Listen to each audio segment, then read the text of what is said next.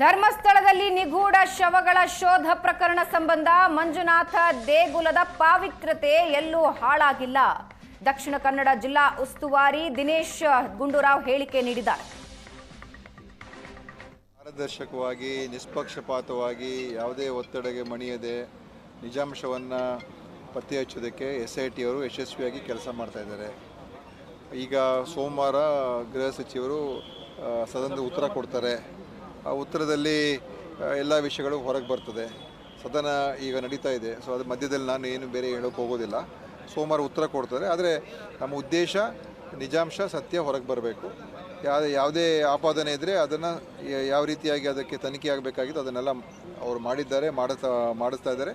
ಮುಂದೆ ಏನು ಮಾಡಬೇಕು ಅಂತ ಕೂಡ ಅವ್ರು ತೀರ್ಮಾನ ಮಾಡ್ತಾರೆ. ಆಮೇಲೆ ಇದರಲ್ಲಿ ಕಂಪ್ಲೇನೆಂಟ್ ವಿಟ್ನೆಸ್ ಸಹಿತ ನಡೆದಿರುವಂಥದ್ದು ಸೌಜನ್ಯ ಪ್ರಕರಣದಲ್ಲಿ ಎಲ್ಲರೂ ಹೇಳಿದರೆ ಯಾವುದೇ ಒಂದು ಭಿನ್ನಾಭಿಪ್ರಾಯ ಇಲ್ಲ. ಒಂದು ಒಳ್ಳೆ ತನಿಖೆ ಆಗಬೇಕಾಗಿದೆ. ಆ ಹೆಣ್ಮಗುಗೆ ನ್ಯಾಯ ಸಿಗಬೇಕಾಗಿರ್ತಕ್ಕಂಥದ್ದು ನಮ್ಮೆಲ್ಲರ ಗುರಿ. ಅದರಲ್ಲಿ ಯಾವುದೇ ರೀತಿಯ ಒಂದು ಭಿನ್ನಾಭಿಪ್ರಾಯಗಳಿಲ್ಲ. ಇವತ್ತು ನಡೀತಾ ಇರುವಂಥದ್ದು SIT ವಿಚಾರದಲ್ಲಿ ಈಗಾಗಲೇ ನೋಡಿ, ತನಿಖೆ ಆಗುವಾಗ ಗಂಭೀರವಾದಂಥ ಆರೋಪ ಇರುವಾಗ ತನಿಖೆ ನಡೆಸೋದ್ರಲ್ಲಿ ನಮ್ಗೆ ಯಾವುದೇ ರೀತಿಯ ಅನುಮಾನ ಇಲ್ಲ, ಯಾವುದೇ ರೀತಿಯ ಭಿನ್ನಾಭಿಪ್ರಾಯ ಇಲ್ಲ. ಆದರೆ ಈ ಒಂದು ಧರ್ಮಸ್ಥಳ ಮಂಜುನಾಥೇಶ್ವರ ಬಗ್ಗೆ, ಧರ್ಮಸ್ಥಳದ ಒಂದು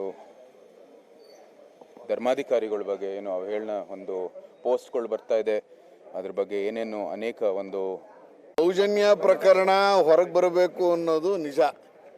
ಅದಕ್ಕೆ ಆ ಥರ ಆಗಿದ್ದರೆ ತನಿಖೆ ಮಾಡಬೇಕಾಗಿತ್ತು. ತನಿಖೆಯಲ್ಲಿ ನಮ್ಮ ಪೊಲೀಸರೇ ಸಮರ್ಥರಿದ್ದಾರೆ ಅಂತ ನಾವು ಯಾವಾಗಲೂ ಹೇಳ್ತಾ ಇದ್ವಿ. ಆದರೆ ಅದನ್ನು ಬಿಟ್ಟು ಈಗ SIT ತನಿಖೆ ಮಾಡಿ. ಇವತ್ತು ನಮ್ಮ ಬಳ್ಳಾರಿಯಲ್ಲಿ ಒಂದು ಅನ್ಯ ಕೋಮಿಗೆ ಸಂಬಂಧಪಟ್ಟಿರುವಂಥ ಒಬ್ಬ, ನಾನು ನೇರವಾಗಿ ಹೇಳಬೇಕಂದ್ರೆ ಒಬ್ಬ ಮುಸ್ಲಿಂ ಯುವಕ ಸಮೀರ್ ಅಂತೇಳಿ, ಇವತ್ತು ಅವನು ಒಂದು ಗೊಂದಲ ಸೃಷ್ಟಿ ಮಾಡಿರುವಂಥ ಒಂದು ವಿಚಾರ.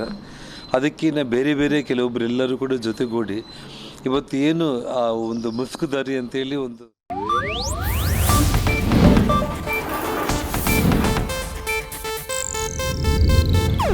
ಇದು ಏಷ್ಯಾನೆಟ್ ನ್ಯೂಸ್ ನೆಟ್ವರ್ಕ್ ಪ್ರಸ್ತುತಿ.